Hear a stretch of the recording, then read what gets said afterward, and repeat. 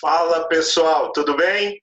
Ó, estamos nesse período novo, período que estamos trabalhando em home office, né? Diferente, em casa, aqui no conforto, mas focados, dedicados para que nós possamos continuar bem o nosso trabalho, o que nós começamos nesse ano, ok? Nessa aula, nós vamos continuar estudando o sistema genital. Para a gente ter um parâmetro e seguir bem, a gente vai estudar o sistema genital inteiro, o masculino e o feminino, ok? Bom, vamos começar com o sistema genital masculino, que vai ser o nosso norteador aí, o nosso primeiro a ser desempenhado, ok? Bom, deixa eu só me arrumar aqui, vou ficar aqui no cantinho acompanhando com você. E esse sistema, ele é formado por uma parte externa, a parte do pênis, saco escrotal, e uma parte interna, formada pelo testículo, epidídimo, canal deferente, vesícula seminal, ducto ejaculatório, próstata, aqui a glândula bulbo-uretral, uretra, ok? Vamos começar cada um desses órgãos. Vamos começar com o pênis. O pênis, ele é o órgão copulador masculino e ele é composto de dois corpos cavernosos e um corpo esponjoso. São dois tecidos eréteis que têm um papel de encher de sangue para favorecer a ereção, que é o enrijecimento do pênis, além do aumento das suas dimensões. A extremidade do pênis é a cabeça, o glande, que é rico em terminações nervosas, e ele é muito sensível à estimulação sexual. Aqui nós temos uma imagem desses tecidos que compõem o pênis, fazendo um corte transversal nele, mostra para nós que ele tem dois corpos cavernosos, certo? Observe que cada corpo cavernoso está ligado a uma artéria, a artéria central, e o corpo esponjoso, que no centro dele passa a uretra. Na parte dorsal do pênis, eu tenho vasos sanguíneos, tanto artérias como veias, ok? Bom, o nosso mecanismo de ereção, o mecanismo masculino, ele está associado, vamos chegar para cá, a um estímulo ao sistema nervoso central. Aqui, no nosso cérebro, nós temos centros superiores que vão ser sensíveis aos estímulos eróticos que o homem tem pelo que ele vê, os pensamentos sobre sexo e também os estímulos táteis, né, na região genital. Isso vai desencadear o nosso sistema nervoso autônomo. O sistema nervoso autônomo, nós temos dois componentes, o simpático e o parasimpático. Para a ereção, o simpático fica inibido e o parasimpático ele fica estimulado. E é ele que vai promover o estímulo de óxido nitroso, uma substância que vai ser um comunicador químico, promovendo a vasodilatação das arteríolas do pênis, favorecendo o entumecimento ou o enchimento desses tecidos com sangue, favorecendo o enrijecimento do pênis, que é a ereção, ok? Então, isso aqui é o mecanismo. Aqui embaixo está mostrando também a questão do estímulo tátil na região peniana, que favorece também o estímulo ao centro superior do encéfalo para desencadear o mecanismo de ereção, certo?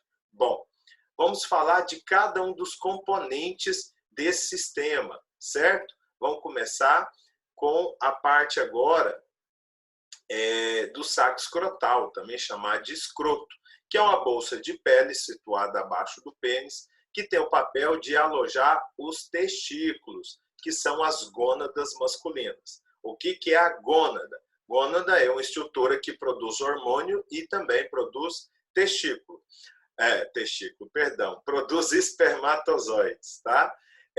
O testículo, ele vai ser abrigado no saco escrotal e ele tem que ficar mais ou menos 2 graus Celsius abaixo da temperatura corporal. Por quê? Porque o epitélio do túbulo seminífero, que é o local onde vai ocorrer essa espermatogênese, é muito sensível à temperatura. Ele pode descamar e não ocorrer a produção normal de espermatozoides, podendo levar à esterilidade, caso ele não fique nessa temperatura, certo? Bom, então está aqui o nosso escroto ou saco escrotal. Lembrando que para manter essa temperatura, em dias quentes, ele distende-se, afastando os testículos do corpo, e em dias frios, ele contrai, aproximando o testículo do corpo para manter a temperatura normal. Tudo bem? Bom, uma questão de curiosidade é que o testículo ele é formado na cavidade abdominal do homem. E lá por volta do 5º mês de gestação, quando o homem ainda está na vida intrauterina, ele desce pelo canal inguinal para o saco escrotal. Caso ele não desça, está ocorrendo um fenômeno chamado criptorquidia. A criptorquidia é o fato do testículo não ter descido. Normalmente, até os 2 primeiros anos de vida, ele desce, mas pode ter casos de fazer uma intervenção cirúrgica.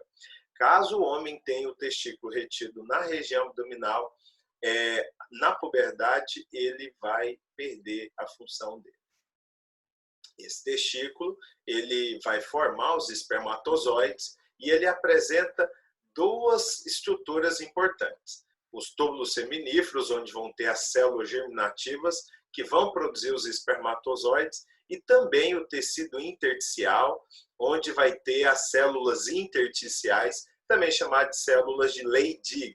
Essas células são importantes para produzir a testosterona, o hormônio sexual masculino, que além de desenvolver os caracteres sexuais secundários, são responsáveis também por produzir o impulso sexual, a chamada libido. Bom, aqui no interior, nesse corte do testículo, mostra que ele é formado por uma série de túbulos enovelados, os túbulos seminíferos. E fazendo um corte desses túbulos, nós observamos que lá estão células que vão produzir os espermatozoides, as chamadas espermatogônias. Essas celulinhas aqui vão realizar o processo de meiose para produzir os espermatozoides. Como que é esse processo? O processo inteiro é chamado de gametogênese ou espermatogênese. Essa espermatogênese, ela ocorre em 4 etapas. A primeira etapa é que as células germinativas diploides ou 2Ns se proliferam mitoticamente. E aí elas vão originando as espermatogônias. Esse é o chamado período germinativo ou período de multiplicação. Essas espermatogônias começam então a entrar em intérfase, dobrando a carga genética, crescendo sem se dividir, formando o espermatócito primário. Esse é o chamado período de crescimento. O espermatócito primário é a célula diploide que vai começar a meiose. Começa com a meiose 1, que vai produzir 2 células haploides, os espermatócitos secundários, ou espermatócito 2, e cada um deles vai realizar a segunda etapa da meiose, a meiose 2, produzindo 4 espermátides, também haploides. Essas espermátides, elas finalizam o chamado período de maturação. E o último período é um período de diferenciação chamado de espermiogênese, ou período de diferenciação, em que as espermátides originam os espermatozoides. Portanto, 4 etapas. E aqui ao lado, para a gente fazer uma comparação, onde está cada uma das células, mostrando os túbulos seminíferos. Esses túbulos seminíferos mostram aqui onde estão as espermatogônias, observando de cima para baixo. Há ali o espermatócito primário, o espermatócito secundário e também aqui os espermatozoides. Ali as espermátides e os espermatozoides. Do lado, as células que vão sustentar o tecido do túbulo seminífero, o chamado epiteliócito sustentador, ou também o nome célula de Sertoli. A diferenciação da espermátide em espermatozoide é chamada de espermiogênese. Nessa espermiogênese, você observa que a espermátide ela apresenta o núcleo ali haploide, o complexo golgiense, as mitocôndrias e os centríolos. 3 organelas importantes nesse processo. ok? A primeira coisa é que o complexo golgiense vai se concentrando perto do núcleo. A mitocôndria vai se concentrando perto do centríolo, que vai ser responsável por formar o flagelo. Então, aqui você observa que existe essa estrutura. Isso aqui é a mitocôndria, o flagelo em formação, e aqui o complexo golgiense, próximo a esse núcleo. Parte do citoplasma, o que vai acontecer? Vai ser eliminado, ok? E enquanto o complexo golgiense vai formar o acrossomo, que é a bolsa de enzimas que fica à frente ali do núcleo. Atrás do núcleo eu tenho as mitocôndrias de forma espiralada e o núcleo com o acrossomo forma a cabeça, a região das mitocôndrias a peça intermediária e ali onde eu tenho o flagelo é a cauda. São 3 regiões do espermatozoide. O espermatozoide, para ser formado, ele gasta cerca de 63 a 64 dias para ter todo aquele processo. Já o espermatozoide formado, ele vai para o epidídimo, que é uma série de túbulos enovelados do túbulo seminífero que fica em cima do testículo. Então, ele é responsável pelo período de maturação do espermatozoide e armazenamento, porque o espermatozoide, assim que ele é formado, ele não está pronto para se movimentar. Bom, aqui nessa imagem mostra para a gente o epidídimo acima do testículo e logo em seguida o canal deferente ou tubo deferente. Esse canal ele é duplo, né, porque sai um de cada testículo, ele sai do epidídimo e vai ao abdômen contornando a bexiga urinária. E o papel dele é conduzir o espermatozoide até o chamado duto ou ducto ejaculador. Esse é o ducto que vai conduzir o espermatozoide até a uretra.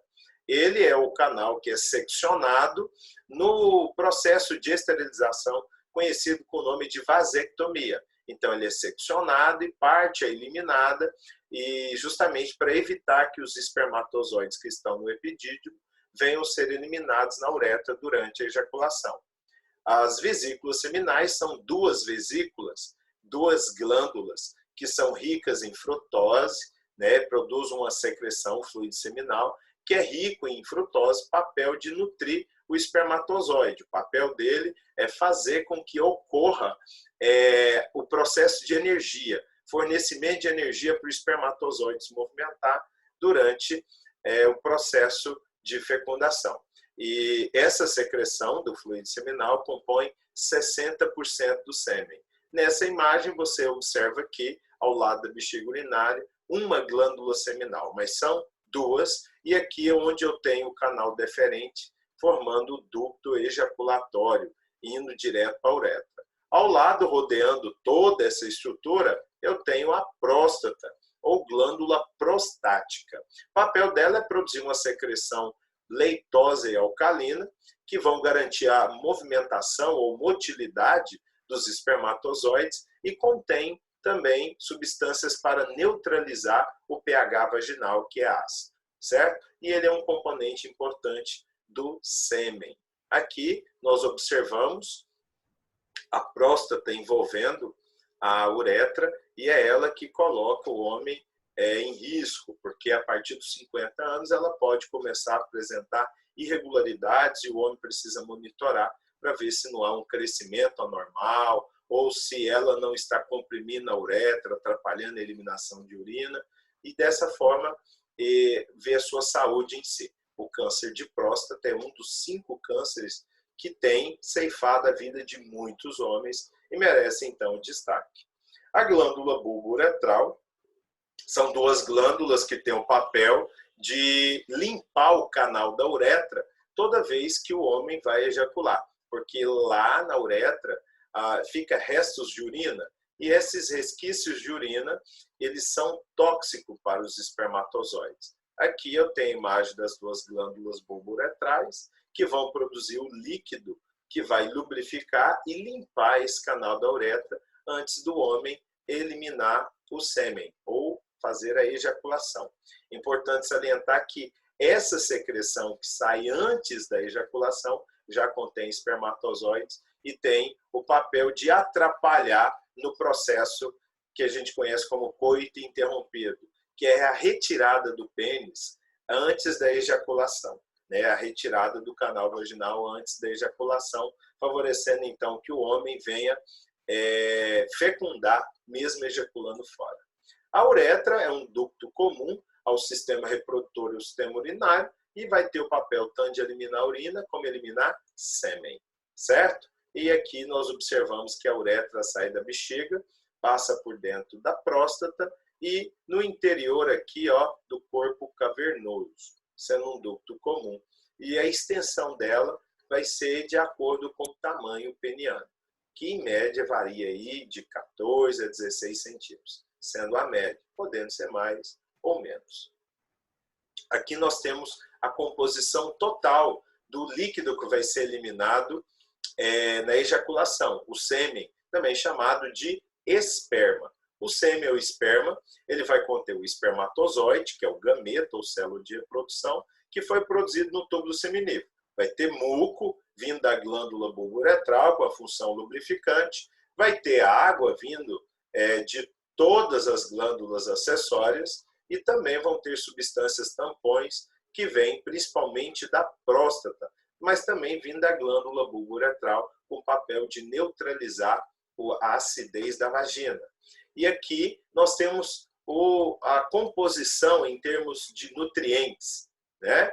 A frutose, vitamina C, ácido cítrico, a carnitina, enzimas que vão coagular o sêmen quando cai na vagina, favorecendo uma proteção contra essa acidez, ok? O zinco, que não se sabe ao certo para que está lá, mas que está associado com a fertilidade, e prostaglandinas, que favorecem a contração da musculatura lisa do sistema genital feminino. Isso também conduz o transporte dos espermatozoides. Tudo bem, então? É isso que eu queria falar para você a respeito desse sistema, o sistema genital masculino, ok? E eu quero que você faça as atividades da sua apostila para favorecer, então, um bom resultado. Um abraço e até o próximo sistema. Tchau, tchau.